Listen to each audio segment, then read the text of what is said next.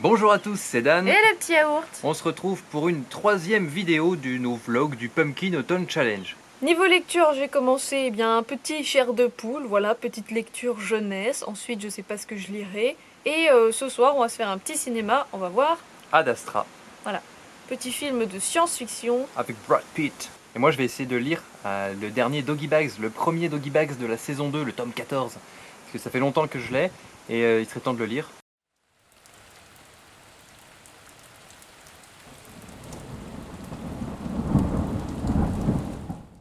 Alors, j'ai terminé hier Les Fantômes de la Colo, un petit chair de poule, donc par R.L. Stine, évidemment. Je vais peut-être pas vous faire l'affront de faire un résumé, hein, parce que de toute façon, si je résume ça, je vous dis toute l'histoire. Mais on est dans une colo et il y a potentiellement des fantômes. Je crois que c'était la première fois que je lisais un chair de poule de ma vie. Ou en tout cas, voilà, je m'en rappelle pas en avoir lu. Et étonnamment, j'ai vraiment bien aimé. Je pensais que ça allait être plus enfantin que ça allait vraiment pas faire peur du tout. Bon, j'ai pas eu peur, mais c'était pas si gamin que ça. Voilà, c'était plutôt bien écrit. Je le mets donc dans la catégorie, bien sûr, les os de David Jones pour le côté fantôme. Et hier soir, on est allé voir Ad Astra au cinéma, film de science-fiction avec Brad Pitt. Je vais vous donner mon avis comme ça vite fait, je sais pas si Dan voudra en parler un petit peu aussi. J'ai vraiment bien aimé le film, Dan aussi a bien aimé. Alors attention, si vous comptez aller voir Ad Astra, ce n'est pas un film d'action du tout, hein. Pas du tout, pas du tout. C'est plus un film introspectif. Donc on suit Brad Pitt, enfin le personnage de Brad Pitt, qui est un astronaute, hein. Donc il fait diverses missions, notamment sur la station internationale. On est dans un futur, je sais pas si je l'ai dit, un futur assez proche, mais un futur quand même. On est un petit peu plus technologiquement avancé. Son père est un des pionniers de l'exploration lointaine spatiale et 30 ans plus tôt, il est parti. Donc il est parti vers Saturne, si je dis pas de bêtises, avec un équipage dans le but de éventuellement trouver de la vie extraterrestre. Et c'était un petit peu son obsession à lui. Sauf que voilà, au bout d'un certain temps, il a plus donné signe de vie et le vaisseau a disparu des radars. Sauf que au moment là où l'histoire commence avec Brad Pitt, il y a des espèces d'impulsions, je sais plus si c'est électromagnétique ou enfin un truc qui fout la merde sur Terre et potentiellement ça viendrait de ce fameux vaisseau perdu. Donc on va faire en sorte que Brad Pitt aille sur Mars pour envoyer un message dans l'espace pour voir si c'est bien ce vaisseau, qu'est-ce qui se passe, pourquoi ça fout la merde. Et voilà, c'est en gros l'histoire de ce film. Il ne se passe pas beaucoup plus que ça. Vous attendez vraiment pas de l'action, à des trucs qui pètent de partout. On est vraiment plus sur un film centré sur le personnage de Brad Pitt qui a vécu l'abandon de son père, qui est parti aux confins de notre système solaire, qu'il n'a jamais revu. Donc on va plus être sur ses sentiments à lui. Il y a de longs monologues sur ce qu'il ressent, etc. Ça va parler de la perte, de la solitude, du lâcher-prise. Donc c'est un film que j'ai vraiment bien aimé parce que c'est intéressant. J'aime bien les films dans l'espace comme ça qui prennent leur temps, qui sont un petit peu contemplatifs, qui sont voilà, où ça pète pas de partout quoi. Après, il y a quand même quelques scènes d'action et c'est ces scènes d'action en fait qui m'ont euh, moins convaincue. Je les ai trouvées un petit peu pas du tout crédibles en fait. Et je trouvais que c'était un petit peu en désaccord, en antinomie avec ce que veut faire le film, c'est-à-dire quelque chose d'assez lent, d'assez poignant. En dehors de ça, j'ai vraiment bien aimé, notamment grâce à Brad Pitt qui fait vraiment un travail d'acteur assez fin, assez subtil et assez chouette tout au long du film. Donc voilà, allez voir ce film en connaissance de cause. Après, au niveau des films comme ça, science-fiction, un petit peu qui font de la réflexion, qui sont posés et tout, il sera quand même moins marqué dans ma mémoire, contrairement à Gravity ou Interstellar, c'est sûr. Donc si je vous parlais de Ad Astra, c'était aussi pour vous dire que j'avais envie de science-fiction. Du coup, voilà, je me suis dit pourquoi pas faire une petite semaine un peu SF. Donc j'ai commencé ma lecture de Le Projet Mars par Andreas Eschbach. Voilà, un Allemand. C'est chez les éditions La Talente, mais ça c'est une vieille édition. Il s'agit d'une saga plutôt ado, pour le coup en 5 tomes si je dis pas de bêtises, qui va se passer sur Mars. Hein. J'en suis vraiment au début, j'ai lu voilà, 40 pages, donc j'en sais pas beaucoup. Si ce n'est qu'on suit 4 ou 5 ados, alors c'est des jeunes ados, hein, ils sont pas encore pénibles, vous voyez, le plus grand a genre 15 ans, donc ça va. Ce sont des enfants qui pour la plupart sont nés sur Mars, puisqu'on est en 2086, on a colonisé Mars, mais vraiment de façon... on n'a pas colonisé tout Mars, hein, il y a juste voilà, des petites infrastructures un peu partout. Et donc aucune vie n'a été trouvée sur Mars, mais il y a une des ados qui est persuadée qu'il y a des Martiens, pour de vrai, qui essayent de la contacter grâce à des espèces de lumière qu'elle voit parfois et qui l'amènent à trouver des espèces de pierres bizarres avec des dessins étranges dessus. Voilà, donc ça c'est ce qui se passe au tout début. Voilà. C'est le pitch. Et moi, ça me parlait bien. Et pour l'instant, j'aime bien. Voilà, je pense que ça va se lire très très vite. Ça fait 270 pages. Donc voilà, j'attends de voir si ça me plaît. Est-ce que je lirai la suite? Eh bien, on verra si ça me plaît. Hein, ça paraît logique. Ah oui, et je me suis rendu compte là en montant le vlog d'avant qu'on a complètement oublié de dire qu'on avait vu un autre film. On a regardé Shining. Moi, je l'avais jamais vu en entier. Dan l'avait jamais vu. Voilà, je vais pas vous en parler plus que ça, vous connaissez tous Shining, c'était très très bien. Et on l'a rangé dans la catégorie l'autre mère, pour le côté famille, faux semblant, illusion. En plus de ça, c'était important de le voir puisque je crois qu'au mois d'octobre ou au mois de novembre, il y a Dr. Sleep qui sort, qui est la suite, on va dire, de Shining et qui reprend le personnage de l'enfant de Shining, Danny. Et donc comme ça a l'air bien, c'était bien de de voir Shining avant, même si j'ai déjà lu le bouquin. Bon, les amis, on a regardé le film Aquaman. Parce qu'on voulait un truc pour mettre dans la catégorie les eaux de Davy Jones. Parce que, mer et océan.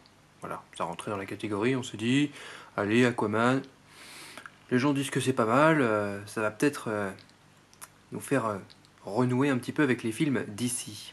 Parce qu'on n'a pas super kiffé les trucs un peu récents là, Batman, Superman, Batman vs Superman, Wonder Woman, Justice League, c'était pas terrible.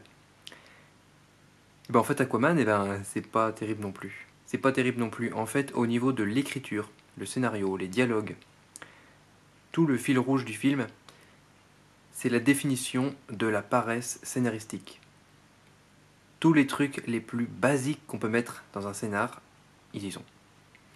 Toutes les scènes les plus gênantes, parce qu'on les a vues 1 million de fois, et que ce serait bien de passer à autre chose maintenant, hein, on est en 2019, même si le film est sorti en 2018, c'est pas d'excuse. Et c'est dedans, c'est vraiment pas terrible. Et en plus, c'est pas super beau. C'est pas super beau, et c'est dommage.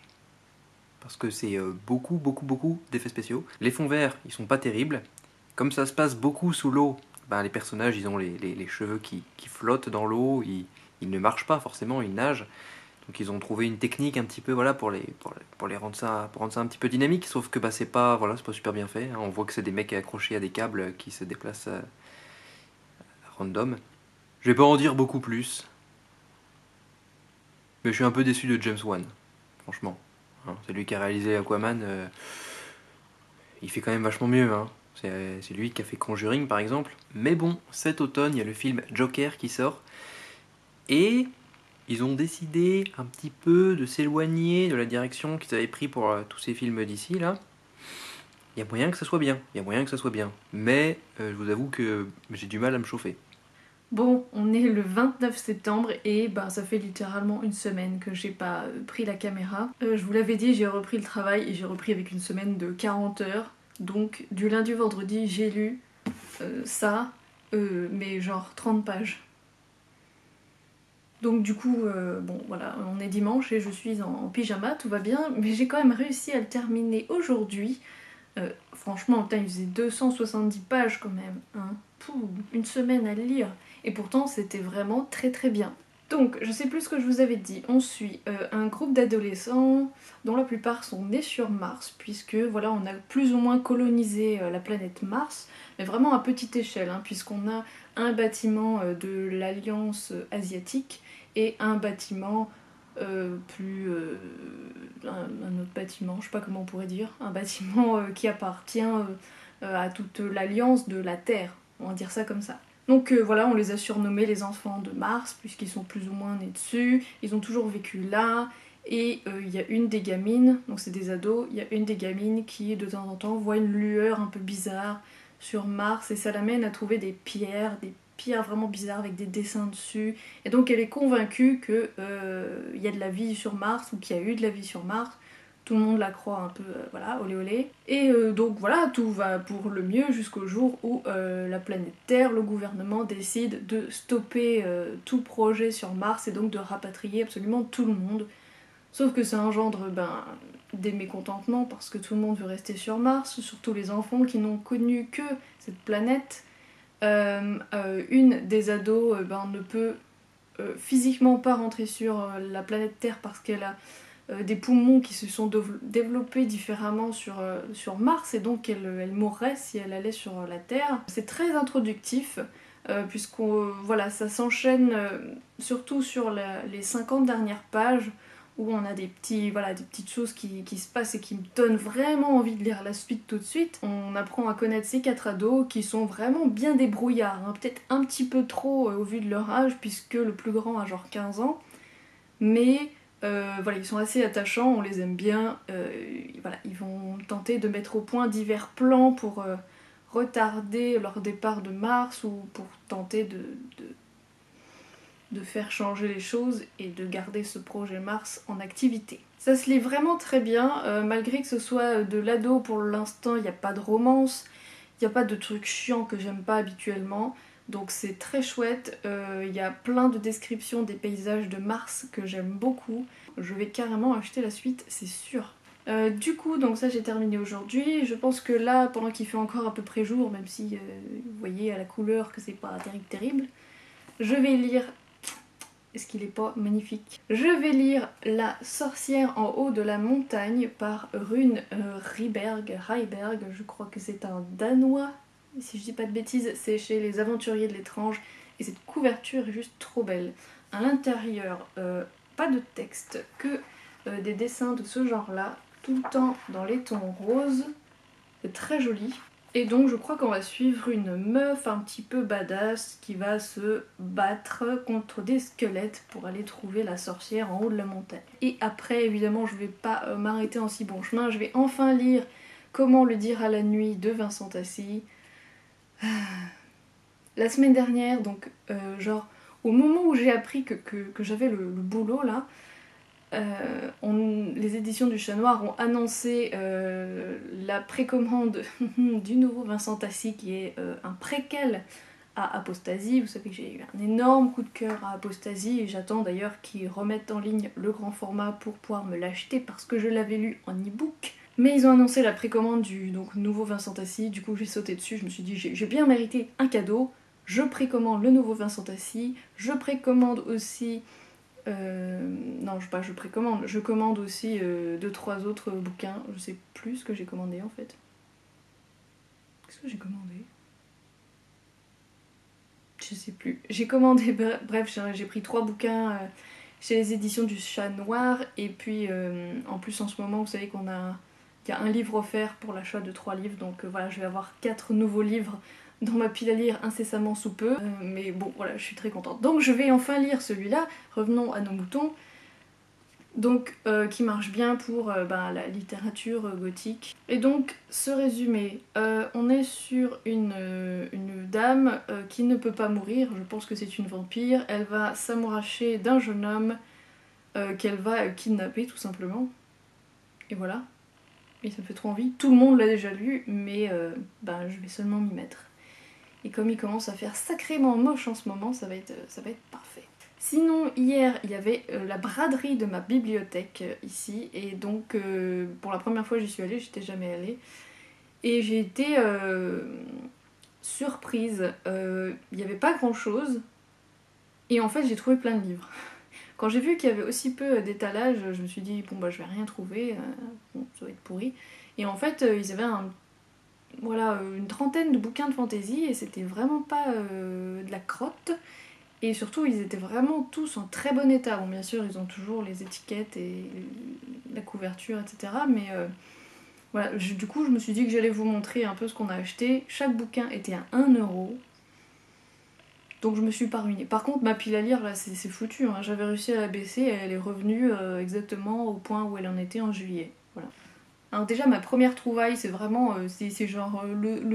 J'étais trop contente, quoi, parce que je voulais lire depuis un moment, sauf que bah, je trouvais qu'il coûtait un petit peu cher. Donc bah là, à 1 €, autant vous dire que c'est... Regardez-moi, il est tout neuf, il est magnifique. C'est Les Marvel de Brian Selznick, c'est l'auteur de Hugo Cabret que je n'ai jamais lu, j'ai jamais rien lu de lui. Et il a la particularité, vous voyez, de faire des grosses briques comme ça, qui sont des romans graphiques à moitié. Donc ce bouquin contient principalement des grands dessins comme ça, et mis bout à bout, et bien ça raconte une histoire. Et on a quand même, vous voyez, une petite partie avec hop, du texte. Voilà, et ça, normalement, neuf, ça coûte 18 €. Donc, ben, hein, 1 €. Voilà, le seul truc qui est un peu moche, c'est qu'on a le truc de la bibliothèque. Je suis vraiment trop contente. Il est tout neuf, je comprends pas pourquoi ils l'ont bazardé. Personne n'aime ça. Enfin, pourtant, c'est super bien noté sur Livre Addict. Voilà, donc j'ai très hâte de le lire, ça a l'air vraiment chouette. Je sais pas du tout de quoi ça parle en fait. Il n'y a pas de résumé de toute façon. Voilà, 1 € les gars, 1 €. Et ensuite, donc ça c'était plutôt jeunesse, et ensuite dans le côté fantasy, j'ai trouvé, enfin fantasy science-fiction, j'ai trouvé L'été machine. La couverture est moche par contre, hein. Oui, on dirait pas de la SF du tout. L'été machine par John Crowley, chez Les Moutons Électriques, dans leurs vieilles éditions, je présume. On est sur de la science-fiction post-cataclysmique, voilà. Euh, Écrite avec le lyrisme et la sensibilité de la fantaisie.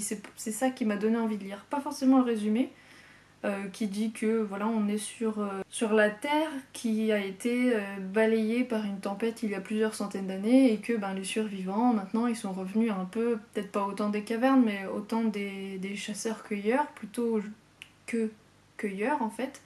Donc voilà, ils font de la cueillette, et un jour, il y en a un qui décide de partir et de comprendre le monde. Alors je sais pas, peut-être rechercher le passé, qu'est-ce qui s'est passé, ce genre de choses. Je sais pas, mais ça avait l'air cool, et voilà, malgré la couverture moche, je me suis dit pourquoi pas. Je sais plus s'il est bien noté ou pas sur Livre Addict. Mais bon, quand c'est 1 € comme ça, même si c'est mal noté sur Livre Addict par les gens, moi si ça me tente quand même, je prends le risque parce que c'est 1 €. Au pire, si j'aime pas, je le mets dans une boîte à livres et puis voilà. Hein. Ensuite, toujours chez Les Moutons Électriques, j'ai trouvé La fiancée du rat par Barbara Hambly. Et là, ça a l'air chelou, c'est mal noté. Ça a l'air chelou parce que... Bon, déjà le titre, j'aime bien, La fiancée du dieu rat, pourquoi pas.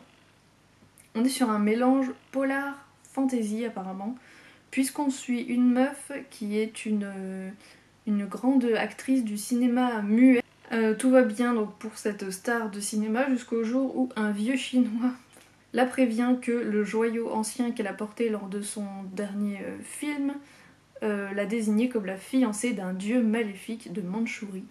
Je sais pas, ça a l'air marrant. C'est surtout le côté Hollywood des années, je sais pas, 50 qui a l'air assez rigolo. Enfin rigolo, non mais qu'est-ce que je raconte Donc c'est surtout le côté Hollywood des films muets qui m'a intéressée, surtout si on a un côté un petit peu horrifique, fantasy avec un monstre chelou, enfin plutôt fantastique pour le coup. Et ensuite ma dernière découverte à moi, après on passe aux découvertes de Dan, c'est Thomas le Rhymer de Hélène Kushner. J'adore cette édition, elle est trop choupignou, avec les petits lutins là ou je sais pas quoi. Comme d'habitude, il y a toujours l'étiquette, mais sinon, vous avez vu, ils sont propres. Hein. Puis ils sont cartonnés par les bibliothèques. Bref, Je sais pas du tout c'est quoi le résumé, mais on est sur de la fantaisie très classique avec des elfes, des fées, c'est très, voilà, c'est très féerique. En même temps c'est dans la collection Bibliothèque Elfique.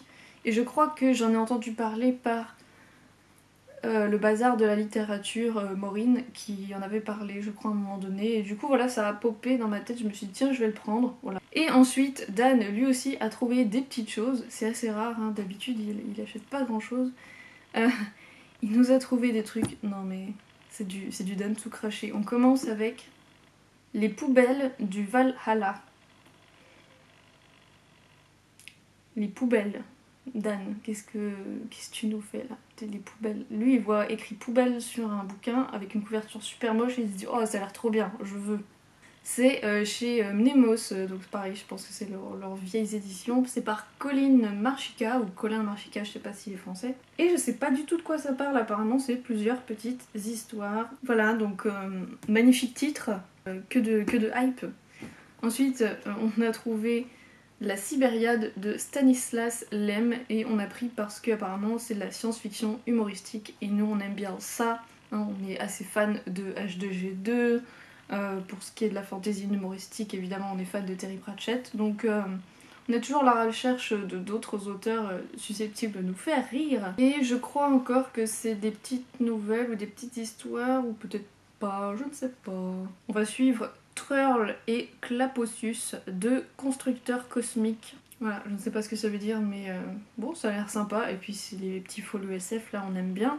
Et enfin, pour terminer, une jolie découverte du Label 619. Vous savez que le Label 619 de chez Ankama, on adore. Et ça, c'est un vieux titre qui est pas vraiment de chez eux, mais bon, voilà, ils l'ont édité en français. C'est Butcher Baker par John Casey et Mike Huddlestone, peut-être, je ne sais pas, il y a l'étiquette devant. Je ne sais pas du tout de quoi ça parle, mais les dessins avaient l'air plutôt chouettes. Ça a l'air vraiment de partir dans tous les sens. Il y a plein de styles graphiques différents. Et comme on collectionne tous les labels 619, et que c'était à 1€, on n'allait pas cracher dessus. Donc voilà, on a acheté 7 livres pour 7€. Voilà. Donc le portefeuille est content, la pile à lire un petit peu moins, mais c'est pas grave. Bon, ça fait 2 semaines que j'ai pas filmé. On est le... Je sais même pas quel jour on est. On est samedi, je crois qu'on est le 11 octobre ou quelque chose comme ça. Je suis complètement larguée. Je vous l'ai dit 15 fois, mais j'ai repris le boulot. Dan aussi. Je fais des semaines de... Bah là, je fais une semaine de 46 heures, donc j'ai le temps de rien faire. Quand je rentre à la maison, c'est pour dormir en fait. Je crois que la dernière fois, je vous montrais les livres que j'avais achetés en bibliothèque pour la braderie, les livres à 1€. Et je vous disais que j'avais commencé à lire Comment le dire à la nuit de Vincent Tassi. Donc c'était il y a 2 semaines et je ne l'ai toujours pas fini.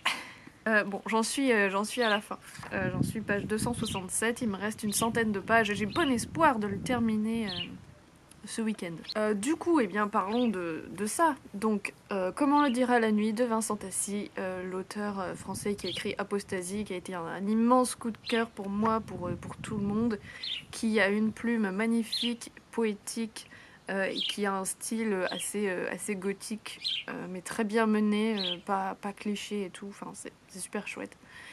Et qui parle beaucoup de vampires. Et là encore, ça fait pas exception, il est question de vampires, il est question d'une femme qui est donc une vampire et qui a des siècles et des siècles et des siècles et qui a un petit peu perdu goût à la vie, elle s'ennuie beaucoup, jusqu'au jour où elle va tomber sur un jeune homme et elle va un peu flasher dessus, elle va pas tomber amoureuse mais éprouver un amour super fort pour lui, genre maternel et tout. Elle va le transformer et le kidnapper en fait. Donc ça c'est l'idée de base et je pensais qu'on allait suivre en fait que ces deux personnages, qu'on allait être un peu en huis clos pendant tout le roman, mais pas du tout, c'est pas du tout ça, il y a encore beaucoup de personnages, comme dans Apostasie en fait, avec beaucoup de récits, pas enchâssés cette fois, mais des récits séparés de différents personnages à différentes époques qui ensuite, vers la fin ou vers le milieu du roman, commencent à s'emboîter et on se rend compte que ces personnages sont liés d'une certaine façon. Du fait que je mets énormément de temps à lire parce que j'ai pas le temps de lire, j'ai J'ai eu un petit peu de mal à m'accrocher au début parce que beaucoup de personnages, des époques différentes, on voit pas forcément le lien entre eux.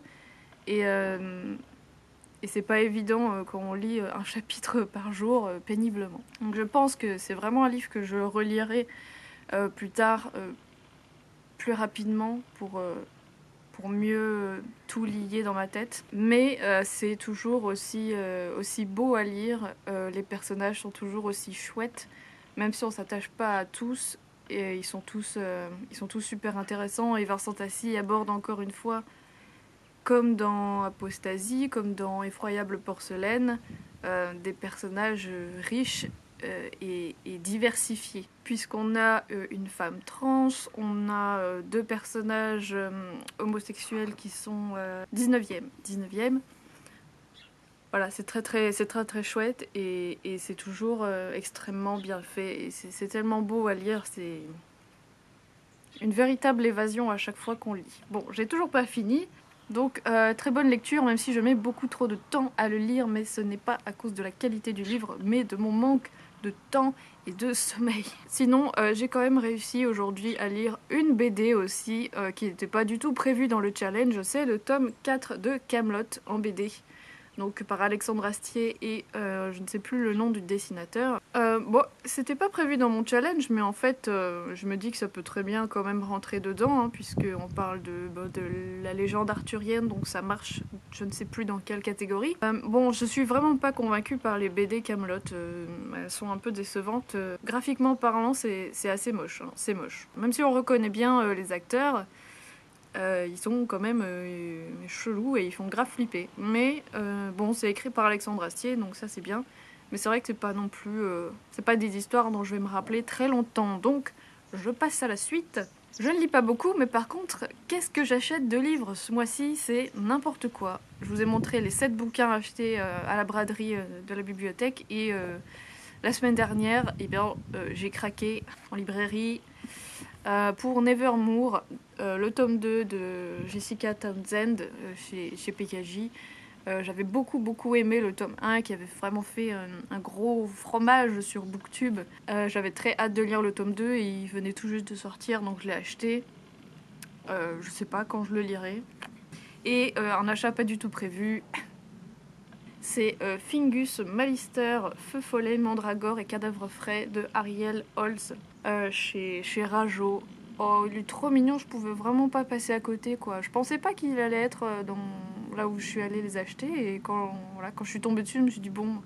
En plus, il est pas trop cher, contrairement aux Sœurs Carmine du même auteur, que j'aimerais bien acheter, mais je les trouve, ils font la même taille et ils sont à 18 € quasiment. Celui-là est pas cher, mais celui-là est beaucoup plus jeunesse, je pense. Par contre, c'est écrit gros, ça race. Voilà. Donc, peut-être que je vais lire ça après le Vincent Tassi pour être sûre de lire vite et de lire des livres. Mais c'est juste trop tout ce que j'aime, quoi. Cadavre frais et tout. Apparemment, on suit un jeune homme qui est apprenti seigneur maléfique. C'est trop mignon. C'est trop mignon. J'avais lu le premier tome des Sœurs Carmine que j'avais beaucoup aimé. Je l'avais lu en Nouvelle-Zélande. C'était très chouette. Il y a vraiment, il a une plume très sympa, un univers assez sombre et plein d'humour noir. Et ça, moi, j'adore. Niveau série, on a terminé la saison 2 de American Crime Story. American Crime Story, c'est une série un peu dérivée de American Horror Story. Sauf que là, on va se pencher sur des histoires vraies. Saison 1, c'est sur O.J. Simpson, le joueur de foot américain, baseball, je sais plus, qui avait assassiné sa femme. C'était génial. Et là, la saison 2, c'est sur l'assassinat de Gianni Versace, j'allais dire le compositeur, mais non, le couturier. J'ai vraiment beaucoup aimé cette seconde saison, qui a un beau casting, encore une fois, puisqu'il y a Penelope Cruz. C'est un acteur de Glee qui fait le serial killer et il ressemble trop à Cyprien. Et c'est extrêmement dérangeant parce que ce mec est carrément vraiment cinglé et il fait vraiment la chair de poule. Il file la chair de poule. Voilà, je vais pas dire grand chose de plus, mais c'était très cool. C'est une série qui est déjà sortie il y a un petit moment, hein. On a évidemment commencé la saison 4 de The Good Place, qui est la dernière, qui marche bien pour la catégorie Misty Days pour Dieu, hein, vu que ça se passe au paradis. Je vais rien en dire parce que c'est la saison 4 et puis tout le monde connaît The Good Place. C'est très très bien, même si je trouve que ça commence un petit peu à s'essouffler. Je suis contente que ce soit la dernière saison. Je suis quand même moins emballée, on rigole moins, c'est moins imprévisible que les 2 premières saisons. Je suis moins convaincue, mais j'aime quand même toujours suivre toute cette flopée d'acteurs extraordinaires que j'ai découvert grâce à The Good Place. On a commencé la saison 3 de Mr. Mercedes, la série adaptée de la trilogie du même nom de Stephen King. Et c'est vraiment une très... Je sais pas si on peut dire que c'est une très bonne adaptation, puisque je n'ai pas lu les livres, donc je n'en sais rien. Mais en termes de série, c'est vachement bien. Déjà, l'acteur principal, c'est, j'ai oublié son nom, Brendan Gleeson, je crois que c'est ça, qui jouait Maugrey Folleuil dans Harry Potter. Et cet acteur, il est irlandais et il a un accent formidable. Et il joue un personnage, un vieux flic à la retraite, hyper bourru, tout le temps énervé et tout, qui va enquêter sur Mr. Mercedes, le tueur à la Mercedes, un serial killer qui avec une Mercedes, a foncé dans un tas de gens pour les tuer, et puis il a fait aussi d'autres méfaits par la suite. Et c'est super passionnant. Là, on en a la saison 3, et c'est une série qui arrive à rebondir sur plein de nouvelles choses chaque saison apporte des choses inattendues, vu que j'ai pas lu les bouquins. Je sais pas si c'est fidèle, mais en tout cas, c'est super à suivre. Il y a des excellents acteurs, et je recommande vivement.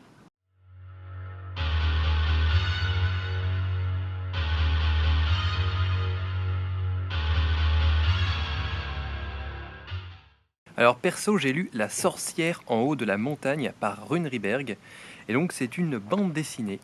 Et ben c'était vachement sympa, c'est déroutant et c'est super intéressant. On va donc suivre une femme qui, après avoir fait pas mal de recherches, part à l'aventure et arrive dans une forêt.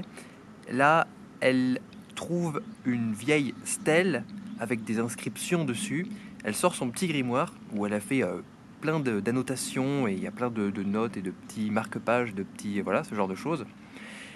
Elle commence à faire un rituel, et là, l'aventure commence. Et donc après avoir fait son rituel, elle déterre la tête d'une vieille sorcière. Sauf que là, il y a des squelettes sur des motos qui arrivent, et ils sont pas contents. Et à partir de là, ça part en course-poursuite. Il y a des bastons avec des pistolets mitrailleurs et des fusils à pompe, des squelettes à moustache et à grosses beubars. C'était complètement barré. Et donc dans cette BD, il n'y a aucun dialogue. Par contre, il y a beaucoup de bruitage, et il y a quand même les squelettes qui parlent en faisant des onomatopées un peu à la Mars Attacks, les Bombailles. En parlant de Bombay, justement, il y a des bonnes références, notamment Evil Dead, Mad Max, ce genre de... Voilà, vous voyez un petit peu l'ambiance.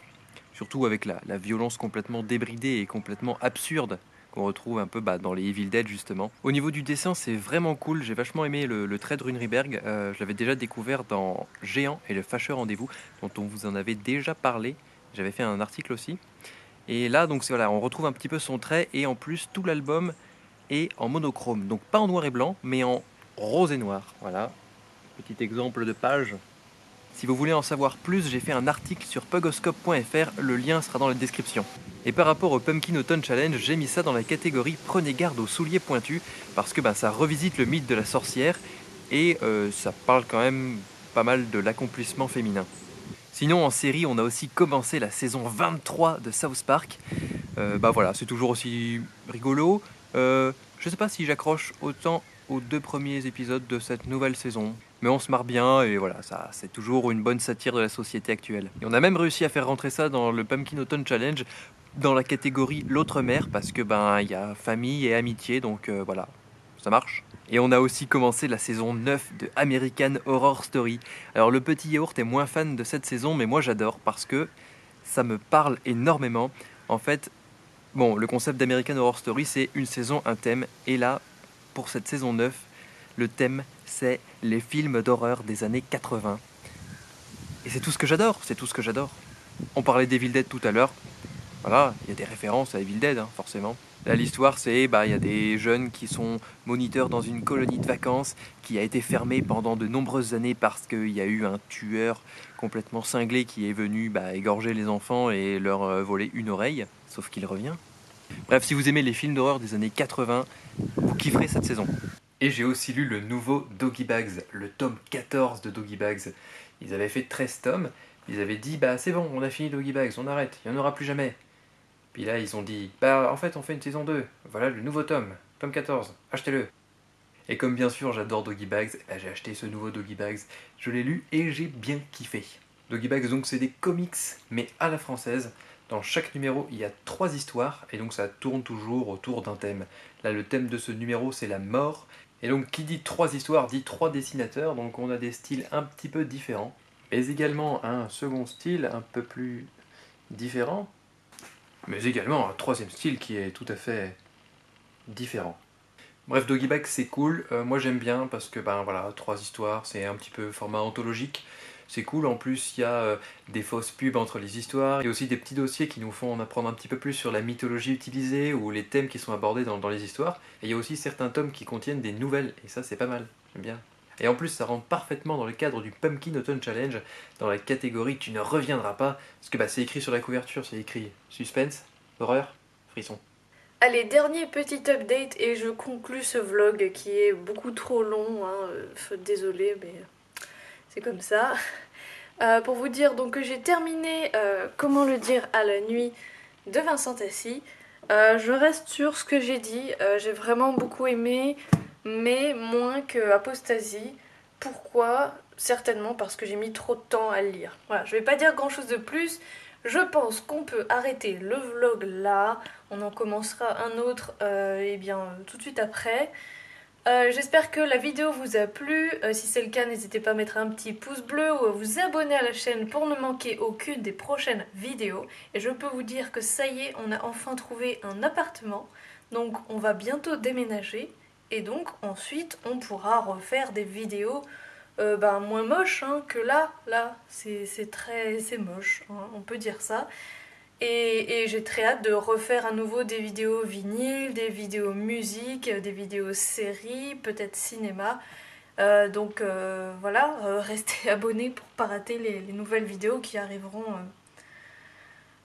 un jour. Courage, ayez patience. Du coup, voilà, je vous laisse là. On se retrouve très bientôt pour le prochain vlog et je vous fais des gros bisous. Les os de David Jones pour le comté, le fromage, bien sûr. Toutes les... Parce qu'en fait ça se passe beaucoup sous l'eau, hein, vous... Sinon, quoi d'autre? Eh bien, aïe. Alors déjà, ma première trouvaille post-cataclysmique